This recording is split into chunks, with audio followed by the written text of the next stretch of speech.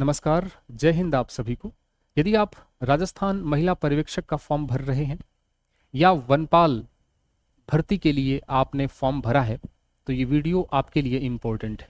जैसा कि आप सभी को पता है कि दोनों के फॉर्म भरे जा चुके हैं और एक पद के लिए 1000 से ज़्यादा लोग compete करेंगे, तो कंपटीशन बहुत हाई लेवल का है, पद बहुत थोड़े से हैं।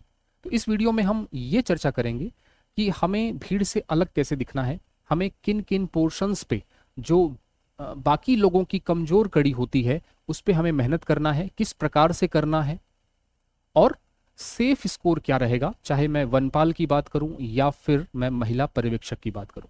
एग्जाम से पहले सेफ स्कोर, हाँ बिल्कुल, क्योंकि हमें जब तैयारी करते हैं तो हमारा एक टारगेट होता है, उस हिसाब से हम उस मार्क्स को अपने दिमाग में लेकर तैयारी करते हैं। तो हमें सेफ स्कोर को लेकर ही तैयारी करना पड़ेगा।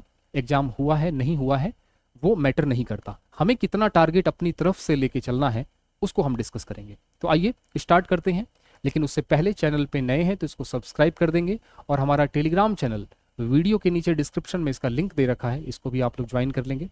दीक्षांत एकेडमी बीकानेर के नाम से है ये हमारा टेलीग्राम चैनल है। अब बात करते हैं महिला सुपरवाइजर की। आप सभी को पता है पदों की संख्या मात्र 72 है और कैटेगरी वाइज बटेगा तो बहुत कम होगा। फिर भी आप लोगों ने फॉर्म भरा है, लगभग 1,24,143 लोगों ने फॉर्म भरा है। यानी जो प्रतिस्पर्धा है ये सीईटी ग्रेजुएशन पर आधारित परीक्षा है और इसके साथ साथ इसमें महिलाएं ही फॉर्म भर सकती हैं। तो यहाँ पर एक पद के लिए 1,724 लोग एक दूसरे से मुकाबले करते हुए दिखेंगे। ठीक है, काफी टफ कंपटीशन है। अब या तो हम हार मान लें या फिर हम मेहनत करें या फिर हम कोशिश करें। कोशिश हमें सही दिशा में करनी है, ठीक है। ऐसा नहीं कि हम खूब मेहनत कर रहे हैं लेकिन हमें पता ही नहीं कि हमें किस सब्जेक्ट पे कितना मेहनत करनी है, किस सब्जेक्ट को हम थोड़ा सा मेहनत करके ज़्यादा अंक ला सकते हैं, किस सब्जेक्ट में हम कितना भी मेहनत कर लें ज़्यादा अंक नहीं आ पाएंगे, एवरेज आएंगे। तो वो सारी चीज़ें हमें पता होनी चाहिए। यहाँ पे मैंने अंकों का भार लिखा है, अंक भार लिखा है। 2 पार्ट होंगे आपके पेपर के, टोटल 200 अंक का पेपर होगा और 150 प्रश्न होंगे। 1/3 नेगेटिव मार्किंग है, जिसमें खंड अ जो है 115 नंबर का होगा, जिसमें आपका लगभग वही सब्जेक्ट्स हैं जो सीईटी ग्रेजुएशन में थे। हिंदी, अंग्रेजी, गणित, रीजनिंग और सामान्य ज्ञान के नाम पे राजस्थान की हिस्ट्री, कल्चर और ज्योग्राफी, साइंस और करंट, इसमें वर्ल्ड, इंडिया और राजस्थान तीनों है। अब यहां पर आपको टारगेट ये लेके चलना है खंड अ में, चूंकि मैं ये मान के चल रहा हूं कि सीईटी ग्रेजुएशन में आपने ये सब्जेक्ट पढ़े थे तो आपको इसमें हिंदी भी है, आसान थोड़े से सब्जेक्ट, जैसे हिंदी 25 नंबर की है ना, लेकिन इंग्लिश 15 की है। इंग्लिश पे आपको काफ़ी ध्यान देना है, कोई भी पार्ट को हमें छोड़ना नहीं है। हाँ, हो सकता है कि आप उतना न तैयार कर पाएँ जितना तैयार करना चाहिए, लेकिन छोड़ना नहीं है आपको, अंग्रेजी को छोड़ना बिल्कुल नहीं है। आपका टारगेट होना चाहिए 15 में से आपको 10 नंबर लेके आने हैं, है ना, कम से कम 10 नंबर आपको लेके आने हैं, ये आपका मिनिमम टारगेट होना चाहिए। इसमें ग्रामर का पोर्शन काफ़ी सारा है, वोकैब का पोर्शन आप छोड़ सकते हैं, मैं छोड़ने की बात नहीं करूंगा, लेकिन वोकैब के पोर्शन में थोड़ा टाइम ज़्यादा देना पड़ता है, तो उसके मुकाबले आप ग्रामर के पोर्शन को ज़्यादा स्ट्रॉन्ग करने के लिए दे सकते हैं। वॉइस नरेशन बिल्कुल 1-1 घंटे के मैटर है, 1-1 घंटे की टॉपिक है, इसको निपटा सकते हैं आप, है ना, एलिमिनेशन मेथड के द्वारा। लेकिन बात यह है कि आपको बिल्कुल भी नहीं छोड़ना किसी भी सब्जेक्ट को पूरी तरीके से, नहीं तो सिलेक्शन लेना बिल्कुल असंभव हो जाएगा। और फिर आपको जब आप कोई टॉपिक या कोई सब्जेक्ट छोड़ते हैं तो उसका भार दूसरों पे बहुत ज़्यादा पड़ जाता है। जैसे आप इंग्लिश पूरा छोड़ेंगे तो बाकियों पे खूब मेहनत करनी पड़ जाएगी आपको, ताकि वो क्वेश्चंस गलत ना हो। और ऐसा पॉसिबल नहीं है कि पेपर वाला आसान क्वेश्चन पूछे। पेपर वाला यदि पूछना होगा तो इनमें से भी कुछ क्वेश्चंस ऐसे पूछ देगा जिस पार्ट की आपकी तैयारी पूरी रहेगी फिर भी गलत हो जाएगा क्वेश्चन। तो आपको कोई पार्ट छोड़ना नहीं है, कुल 100 बात की एक बात है।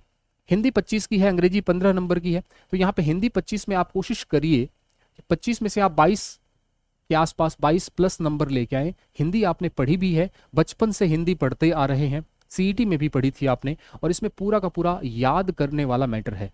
मैंने एक नोट्स बनाने का वीडियो बनाया था, उसमें मैंने बताया था कि हिंदी को कैसे पढ़ना है हमें, ठीक है, वो वीडियो जाके जरूर देखना।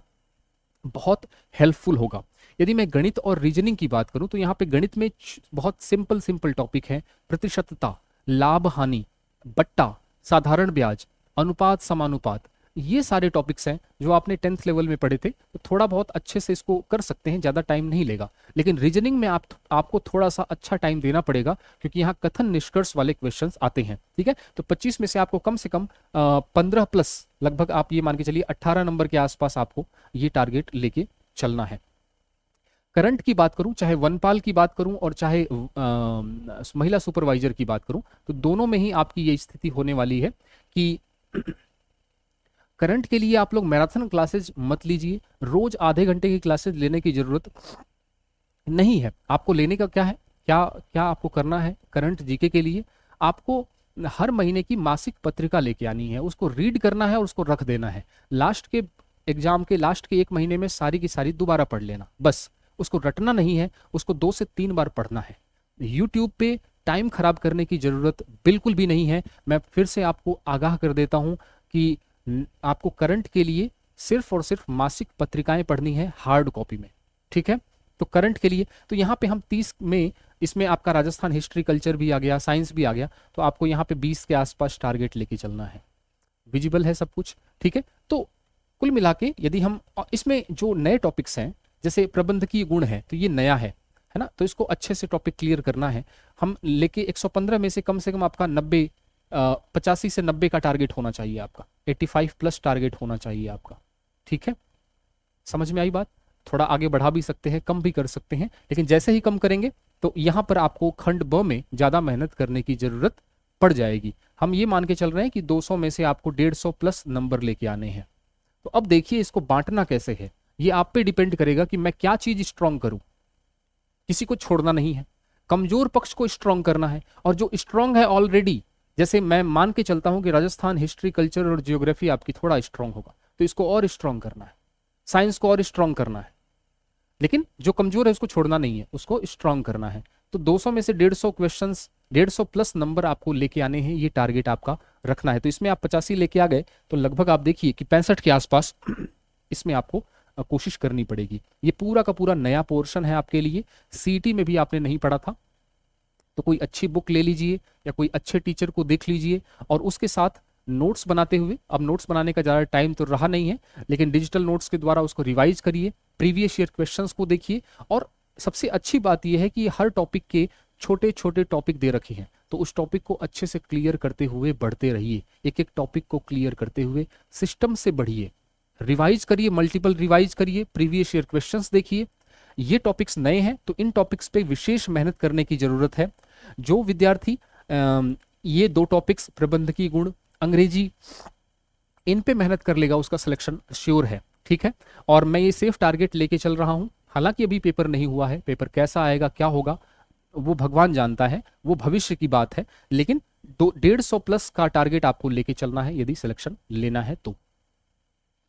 यदि मैं वनपाल की बात करूं तो यहाँ पे एग्जाम जो है आपका 28 जून 2026 को है, ठीक है, और पद 259 है, फॉर्म भरे गए हैं 3,76,139। तो यहाँ भी लगभग कंपटीशन बिल्कुल कट टू कट है, यानी 1,452 लोग जो हैं एक पद के लिए compete करेंगे। यहाँ पर ये जो पोर्शन है आपका पूरा का पूरा, ये आपका सीईटी में भी आया हुआ है, आपने राजस्थान हिस्ट्री कई बार पढ़ी हुई है, आर्ट, कल्चर, पॉलिटी, भूगोल, राजस्थान की इकोनॉमी, तो इसमें 50 में से आप कोशिश करिए कि 35 से 40 नंबर लाने की कोशिश करिए। पेपर टफ बनाता है, बात अलग है, पेपर टफ बनाएगा तो सबके लिए टफ बनाएगा, ठीक है। तो यहाँ पे आप 35 प्लस नंबर लाने की कोशिश करिए, ठीक है, जो भी है। इसके बाद विज्ञान की बात करूं तो विज्ञान में मैं जो अभी पढ़ा रहा हूं आपको, मेरी पूरी कोशिश है कि इसमें से 18 प्लस है ना क्वेश्चंस आपके सही हो जाएं, 18 या 18 से ज़्यादा। गणित में आपके 15 में से आप ये मान के चलिए कि मिश्रा सर बहुत अच्छा पढ़ा रहे हैं, ठीक है, तो ये आप मान के चलिए कि 14 के आसपास या 13 क्वेश्चंस, 13 प्लस 13 लगभग क्वेश्चंस आप गणित में कर देंगे, क्योंकि गणित में टाइप वाइज क्वेश्चंस है, उससे बाहर कुछ भी नहीं जाएगा, ठीक है। करंट की बात करें तो करंट भी सेम, यदि करंट आपने मासिक पत्रिका रोज पढ़ी है और लगभग 7 से 8 महीनों की पढ़ी है एग्जाम होने से पहले की, तो आप 15 में से आराम से आप 10 से 12 नंबर सही कर सकते हैं। इसको सिर्फ बार बार पढ़ना है। पेपर यदि हार्ड होता है तो सबके लिए हार्ड होगा, इजी होगा तो सबके लिए इजी होगा। तो हमें ये मान के चलना है कि 100 क्वेश्चन 100 नंबर के, 1/3 मार्किंग, तो काट पीट के जो नंबर आपके आने चाहिए वो 75 प्लस आने चाहिए। ये आपको मिनिमम मान के चलना है, इससे ऊपर जा सकता है, ठीक है। तो हमेशा तैयारी अबव लेवल की करनी है, हाई लेवल की करनी है, ताकि कट ऑफ यदि ऊपर भी जाती है, जो भी चांसेज हो, चाहे ओएमआर की गड़बड़ी हो, चाहे धांधली की बात हो, है ना, हमें तो उसी सिस्टम में बात बतानी है, उसी सिस्टम के लिए क्या कट ऑफ रहने वाला है, तो 75 प्लस का मान के आप लोग चलिए, ठीक है। और बाकी जितनी भी गड़बड़ियां हैं वो एक एक करके खुल रही हैं, खुलती रहेंगी, है ना। बेईमानी छुप नहीं सकती, चाहे लाख रूप और रंग बदले, धोखाधड़ी कभी न कभी तो सामने आएगी। और इतने लोगों की बद्दुआएं उनके साथ हैं जिन्होंने धोखे से आप लोगों के साथ गलत किया है।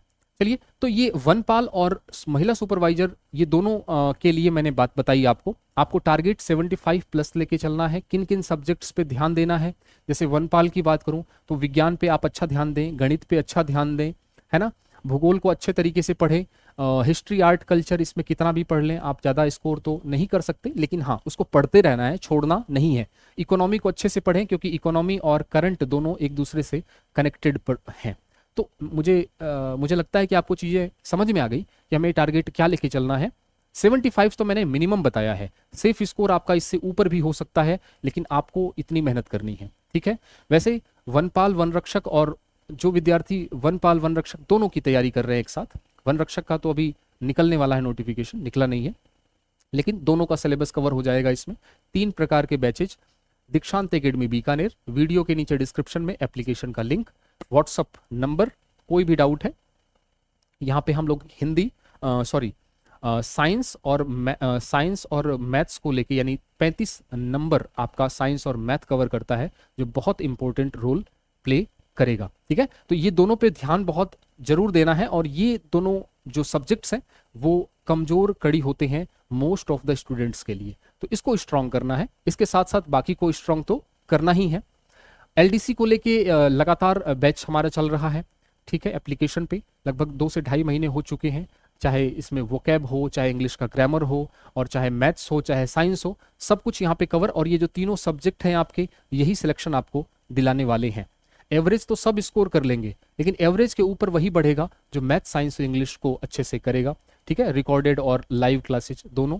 कंप्लीट वोकैब बैच भी मैंने एलडीसी बैच के साथ जोड़ा हुआ है। सीईटी का बैच भी लगातार चल रहा है, जल्दी ही इसका नोटिफिकेशन निकलेगा 10+2 और ग्रेजुएशन का, ठीक है। इसमें मोस्ट प्रोबेबली यही चांस है कि आपका पुराने पैटर्न के हिसाब से ही परीक्षा होगी, नेगेटिव मार्किंग नहीं होगी, लेकिन हाँ इसमें जो पासिंग मार्क्स है वो 50% या 55% करने वाले हैं।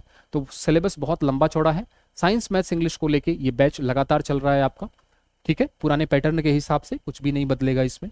साइंस मैथ्स और इंग्लिश, यदि आप किसी पर्टिकुलर सब्जेक्ट में कमजोर हैं और उसको बेसिक से मजबूत करना चाहते हैं, स्ट्रांग करना चाहते हैं, तो सब्जेक्ट स्पेशल बैच में हमारे ज्वाइन कर सकते हैं। बहुत मिनिमल फीस है, 1.5 साल की वैलिडिटी है, और with PDF, with panel PDF हो गया, क्लास नोट्स हो गए, सब कुछ अवेलेबल है, टेस्ट है, और बहुत विस्तार से, बहुत तफसील से चीज़ों को समझाया गया है, बिल्कुल आसान भाषा में, देशी भाषा में चीज़ों को समझाना, ठीक है। इसका कॉम्बो बैच भी अवेलेबल है, तो ये आप लोग देख सकते हैं। जहाँ तक मुझे लगता है कि आप लोगों को चीज़ें समझ में आ गई हैं। तैयारी करिए, बेस्ट ऑफ लक। ऐसे ही वीडियोज आपके लिए बनाता रहूँगा, ताकि जो रणनीति है आपकी वो किस प्रकार की होनी चाहिए सिलेक्शन के लिए, क्योंकि हम जब तैयारी करते हैं तो एवरेज के लिए तैयारी नहीं करते हैं, हम सिलेक्शन लेने के लिए तैयारी करते हैं। तो एवरेज से बाहर निकलना है तो हमें कुछ एक्स्ट्रा ऑर्डिनरी करना पड़ेगा, और एक्स्ट्रा ऑर्डिनरी करने के लिए हमें उन सब्जेक्ट्स को टारगेट करना पड़ेगा जिससे हमें डर लगता था, जिसको हम नहीं छूते थे, जो बिल्कुल नया सब्जेक्ट है। जैसे महिला सुपरवाइजर में मैंने बताया प्रबंधकीय वाला, या फिर मैंने बताया जो शिशु वाला है वो पोर्शन जो आपका, वो आपको स्ट्रॉन्ग करना है, ठीक है। और जैसे जैसे मैथ्स की बात कर लूँ, साइंस की बात कर लूँ, वनपाल की बात करूँ यहाँ पे, तो इन चीज़ों को स्ट्रॉन्ग आपको करना है, ठीक है। वीडियो कैसा लगा बताइएगा जरूर कमेंट में, कमेंट सेक्शन में। चैनल पे नए हैं तो इसको सब्सक्राइब कर देंगे, और इसके साथ साथ हमारा टेलीग्राम चैनल भी ज्वाइन कर लेना। मिलते हैं अगली वीडियो में किसी नई इन्फॉर्मेशन के साथ, तब तक के लिए थैंक यू सो मच।